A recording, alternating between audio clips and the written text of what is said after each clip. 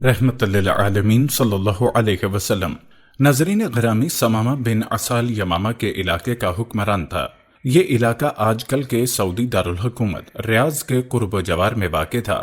ثمامہ اسلام دشمنی میں پیش تھا۔ اس نے اللہ کے رسول صلی اللہ علیہ وسلم کو معاذ اللہ قتل کرنے کا چیلنج دے رکھا تھا۔ آپ صلی اللہ علیہ وسلم نے بھی اس پر قابو پانے کی دعا فرمائی تھی۔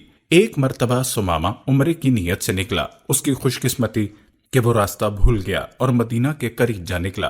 رحمت عالم کے پاس جو بھول کر آ گیا اس کا بھی بیڑا پار ہو گیا اور دائمی کامیابی اس کا مقدر بن گئی۔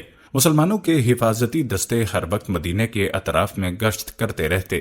کوئی مشکوک شخص، دشمن کا کوئی جاسوس یا کوئی کافر برے ارادے سے مدینہ کا رخ کرتا تو حفاظتی دستے اس کے ناپاک ارادے ناکام بنا دیتے۔ ناظرین، ثمامہ بھی ایک حفاظتی دستے کی گرفت میں آ گیا۔ چونکہ یہ شخص اپنے کفر میں معروف تھا اور اسلام دشمنی میں اس کے عزائم ڈھکے چھپے نہ تھے، اس لیے اسے گرفتار کر کے مسجد نبوی کے ستون سے باندھ دیا گیا۔ اللہ کے رسول صلی اللہ علیہ وسلم کو اس دشمن اسلام کی گرفتاری کی خبر دی گئی۔ آپ تشریف لائے، اسے دیکھا۔ قد لمبا، خوبصورت چہرہ، توانا جسم، بھرا ہوا سینہ، اکڑی ہوئی گردن، اٹھی ہوئی نگاہیں، تمکنت، شان، شکوہ، غرض برے حکمرانوں والے تمام عیوب اس کی شخصیت میں عیاں تھے۔ آقا کریم آگے بڑھے اور پوچھا، ثمامہ کیا حال ہے؟ آخر میرے رب نے مجھے تم پر قابو دے ہی دیا۔ اس نے نہایت غصے اور تکبر سے جواب دیا، اے محمد صلی اللہ علیہ وسلم، ٹھیک ہے، معاملہ ایسا ہی ہو گیا ہے، مگر سنو، اگر تم مجھے قتل کرو گے تو میرے قتل کا بدلہ لیا جائے گا، کیونکہ میں کوئی معمولی آدمی نہیں ہوں، اور اگر مجھے معاف کر دو گے تو ایک ایسے شخص کو معاف کرو گے جو اس کا شکر گزاری کے ساتھ بدلہ دینے کی صلاحیت رکھتا ہے۔ ہاں، اگر مال و دولت کی ضرورت ہو تو جتنا چاہو دیا جا سکتا ہے۔ ناظرین، اس کی گفتگو اور لب و لہجے پر غور کرنے سے پتہ چلتا ہے کہ وہ تاریخ کی سب سے بڑی شخصیت سے کتنی بے ادبی سے اور کس قدر متکبرانہ انداز میں گفتگو کر رہا ہے۔ دنیا کا کوئی اور حکمران ہوتا تو اسی وقت اس گستاخ کی گردن اڑانے کا حکم دے دیتا، مگر محمد رسول اللہ صلی اللہ علیہ وسلم کے حلم، صبر و ثبات، اعلی ظرفی اور اعلی اخلاق کے کیا کہنے کہ گستاخانہ گفتگو سننے کے بعد بھی اللہ کے رسول نے اس کو اس کے حال پر چھوڑ دیا۔ کوئی سخت بات نہیں فرمائی، بلکہ صحابہ کرام کو حکم دیا کہ اس کی ضیافت کرو۔ عزیز دوستو، دوسرا دن ہوا تو پھر اللہ کے رسول صلی اللہ علیہ وسلم ثمامہ کے پاس سے گزرے اور دریافت حال کیا۔ ثمامہ کیا حال ہے؟ اس نے پھر کہا، اے محمد صلی اللہ علیہ وسلم، خیریت سے ہوں۔ اگر مجھے قتل کرو گے تو یہ ایک ایسے شخص کا قتل ہوگا جس کا خون رائے گا نہیں جائے گا، اور اگر معاف کرو گے تو ایسے شخص کو معاف کرو گے جو شکر گزار ہوگا، اور اگر مال چاہتے ہو تو بات کرو، پیش کر دیا جائے گا۔ حضرت ابو ہریرہ کہتے ہیں کہ ہم جیسے مساکین آپس میں گفتگو کرتے تو کہتے تھے، اسے قتل کر کے کیا ملے گا؟ امیر آدمی ہے، اس سے مال ہی لے لینا چاہیے، کم از کم کچھ دنوں کے لیے روٹی تو میسر آ جائے گی۔ ناظرین، پھر تیسرا دن ہوا، آج اس کی قسمت کا فیصلہ ہونا تھا۔ اللہ کے رسول نے پھر اس قیدی سے پوچھا، ثمامہ کس حال میں ہو؟ اس نے حسب سابق کہا، خیر ہے، اور ساتھ ہی اپنا گزشتہ الفاظ بھی دہرا دیے، جس میں اس نے بڑے تمتراک سے فخریہ انداز میں اپنے قبیلے کا ذکر کیا، اپنے مال و دولت کی کثرت کا اظہار کیا، اور ساتھ ہی دھمکی بھی دے ڈالی۔ اس موقع پر صحابہ کرام منتظر ہیں کہ دیکھیں اس گستاخ کو کیا سزا ملتی ہے۔ وہ رسول اللہ صلی اللہ علیہ وسلم کی آواز اور حکم کی طرف کان لگائے کھڑے تھے کہ رحمت للعالمین نے حکم دیا، اس کی رسیاں کھول دو۔ پھر ثمامہ سے فرمایا، جاؤ، میں تمہیں بغیر کسی شرط کے رہا کرتا ہوں۔ لہذا حکم کی تعمیل ہوئی اور ثمامہ کو رہا کر دیا گیا۔ اس نے اپنی سواری پکڑی اور مدینہ طیبہ سے باہر بھاگنے لگا۔ رسول اللہ صلی اللہ علیہ وسلم کے لطف و کرم سے وہ اپنی جان سلامت لے کر نکل آیا تھا، لیکن وہ اپنا دل تو رحمت للعالمین کے اعلیٰ اخلاق کے پاس رکھایا تھا۔ ناظرین، مسجد نبوی سے باہر نکلتے ہی اسے بے اختیار خیال آیا کہ اتنا برگزیدہ اور اتنا بلند حوصلہ انسان تو میں نے آج تک نہیں دیکھا۔ میرے الفاظ میں کتنی شدت اور حدت تھی، لیکن اس کے باوجود ان کا تحمل ان کے غصے پر غالب آیا اور انہوں نے مجھے رہا کر دیا۔ اردو کے کسی شاعر نے اسی کیفیت کو بیان کیا ہے، اس نے اپنا بنا کے چھوڑ دیا، کیا اسیری ہے، کیا رہائی ہے۔ سیرت نگاروں نے لکھا ہے کہ وہ مدینہ طیبہ کے ایک باغ میں گیا، کنویں پر غسل کیا، صاف ستھرے کپڑے پہنے، پھر اس کے قدم خود بخود مسجد نبوی کی طرف بڑھنے لگے۔ اللہ کے رسول صلی اللہ علیہ وسلم ابھی تک مسجد نبوی ہی میں تشریف فرما تھے۔ آپ نے اسے دیکھا تو فرمایا، ثمامہ، ہم نے تو تمہیں چھوڑ دیا تھا، تم پھر چلے آئے۔ اس نے عرض کیا، آپ کا رہا کرنا بھی کیا خوب رہا کرنا ہے، اب میں بادشاہ نہیں، آپ کا غلام ہوں، میری تمنا ہے کہ مجھے کلمہ پڑھائیے اور اپنے جانثاروں میں شامل کر لیجیے۔ عزیز دوستو، اسلام کی نعمت ملنے کے بعد اس نے کہا، اے اللہ کے رسول صلی اللہ علیہ وسلم، اس کائنات میں آپ کا چہرہ میرے لیے سب سے زیادہ قابل نفرت تھا، آپ کا دین کو میں نہایت برا سمجھتا تھا، آپ کا شہر میرے لیے سب سے زیادہ ناپسندیدہ تھا، مگر اب آپ کے دامان رحمت میں آ جانے کے بعد آپ کا چہرہ مجھے کائنات کے سب چہروں سے زیادہ محبوب ہے۔ دنیا کا کوئی دین آپ کے دین سے بہتر اور افضل نہیں، اور آپ صلی اللہ علیہ وسلم کی یہ بستی روئے زمین کی ساری بستیوں کے مقابلے میں میرے لیے محبوب ترین ہے۔ میں گواہی دیتا ہوں کہ اللہ کے علاوہ کوئی معبود برحق نہیں ہے، اور میں گواہی دیتا ہوں کہ محمد صلی اللہ علیہ وسلم اس کے بندے اور رسول ہیں۔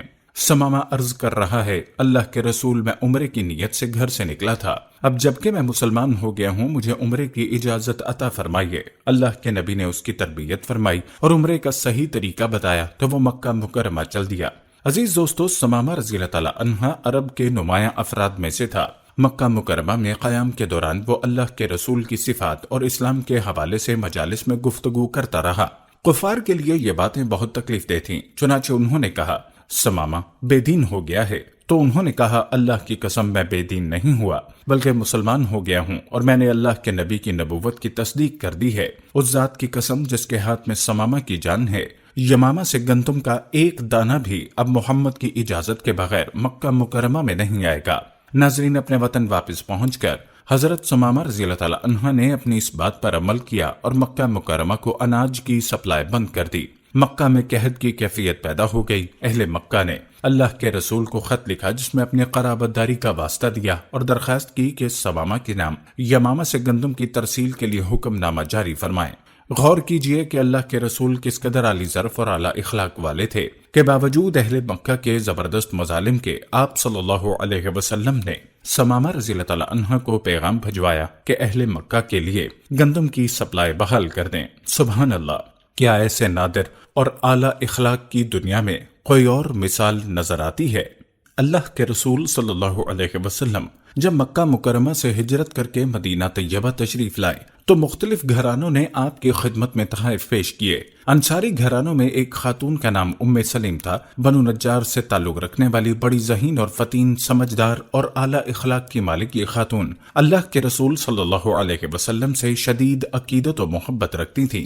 سیرت نگاروں کے مطابق یہ اللہ کے رسول کے ننہالے رشتہ داروں میں سے تھیں۔ اس خاتون نے محسوس کیا کہ اللہ کے رسول صلی اللہ علیہ وسلم کے گھر میں چھوٹے موٹے کام کرنے والا کوئی خادم نہیں ہے، جس پر سیدہ ام سلیم اپنے 10 سالہ بیٹے سیدنا انس بن مالک رضی اللہ تعالی عنہ کو لے کر اللہ کے رسول صلی اللہ علیہ وسلم کی خدمت میں حاضر ہوئیں۔ عرض کیا، اللہ کے رسول، میرے اس چھوٹے بیٹے انس کو بطور خادم قبول فرما لے، یہ آپ کے روزمرہ کے کام کر دیا کرے گا۔ سیدہ کی خوش قسمتی کے کیا کہنے کہ اللہ کے نبی صلی اللہ علیہ وسلم نے حضرت انس کو اپنی خدمت کے لیے قبول فرما لیا، اور انس خادم رسول کے لقب سے معروف ہوئے۔ یہ اللہ کے نبی کے گھر کے چھوٹے موٹے کام کر دیا کرتے۔ آپ صلی اللہ علیہ وسلم نے کسی کو کوئی پیغام بھجوانا ہوتا یا کسی کو بلوانا ہوتا تو ننھے مننے انس کے ذمے لگا دیتے۔ ناظرین، سیدنا انس رضی اللہ تعالی عنہ فرماتے ہیں کہ اللہ کے رسول سب لوگوں میں بہترین اخلاق کے مالک تھے۔ وہ کہتے ہیں کہ ایک دن آقا کریم نے مجھے کسی کام کے لیے بھیجنا چاہا تو میں نے کہا، اللہ کی قسم میں تو نہیں جاؤں گا۔ پھر میں گھر سے نکلا تو دیکھا کہ سامنے بازار میں لڑکے کھیل رہے ہیں، میں بھی ان کے پاس کھڑا ہو گیا۔ تھوڑی دیر گزری کہ اللہ کے رسول تشریف لائے اور میری پشت کو پکڑ لیا۔ حدیث کے الفاظ ہیں، آپ صلی اللہ علیہ وسلم میرے دونوں کندھوں پر اپنے دستے مبارک رکھے ہوئے مسکرا رہے تھے۔ انس کہتے ہیں کہ میں نے آپ کو دیکھا، آپ صلی اللہ علیہ وسلم ہنس رہے تھے۔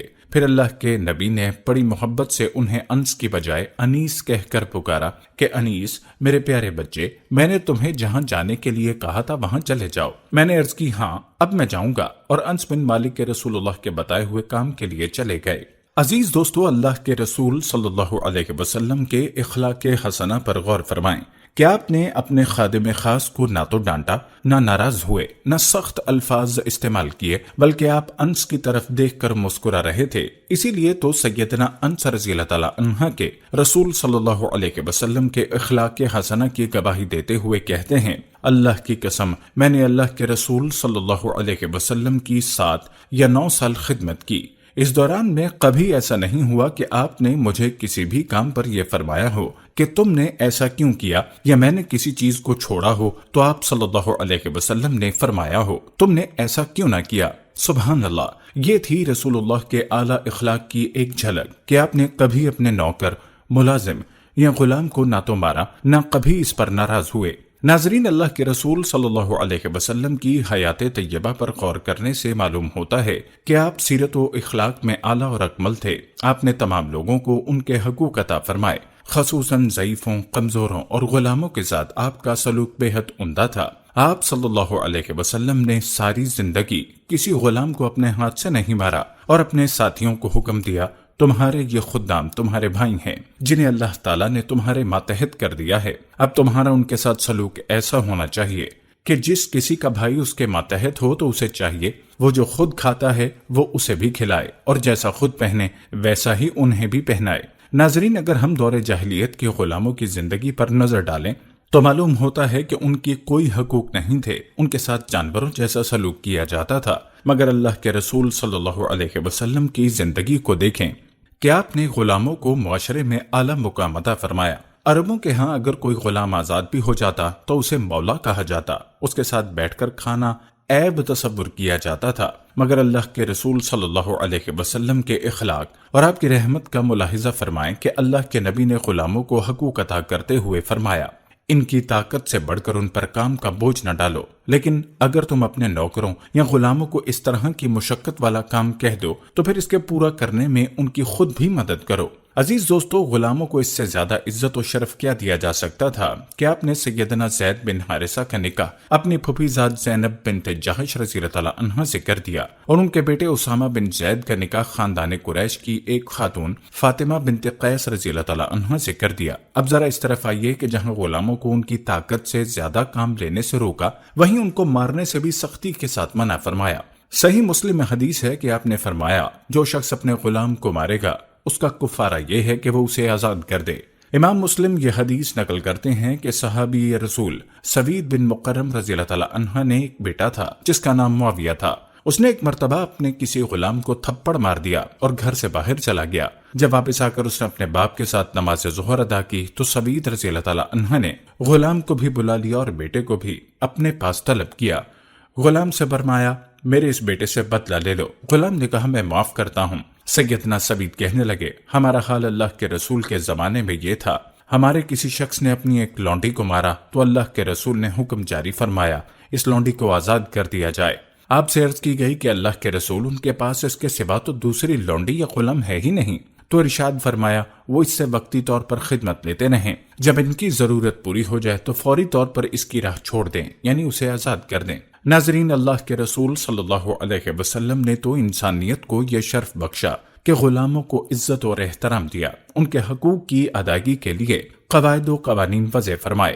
ہم دیکھتے ہیں کہ اللہ کے رسول صلی اللہ علیہ وسلم ان کو حقوق دیتے ہوئے یہاں تک فرماتے رہے، تم میں سے کوئی اپنے غلام کو یوں نہ کہے کہ اپنے رب کو کھانا کھلاؤ، اپنے رب کو وضو کراؤ، اپنے رب کو پانی پلاؤ، بلکہ اس کے بجائے یوں کہے کہ میرے سردار اور میرے دوست۔ اسی طرح کوئی شخص میرا غلام اور میری لونڈی نہ کہے، بلکہ کہے کہ میرا جوان، میری لڑکی یا میرے لڑکے۔ اسے صحیح بخاری میں روایت کیا گیا ہے۔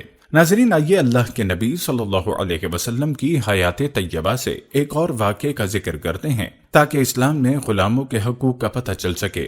حضرت ابو مسعود انصاری رضی اللہ تعالیٰ عنہ کے غلام نے ایک دن کوئی غلط کام کر دیا تو ان کو غصہ آ گیا۔ کہتے ہیں، میں ایک دن اپنے غلام کو مار رہا تھا کہ میں نے اپنے پیچھے سے ایک آواز سنی، ابو مسعود، جتنا تمہیں اس غلام پر اختیار ہے اللہ تعالیٰ کو اس سے کہیں زیادہ تم پر اختیار حاصل ہے۔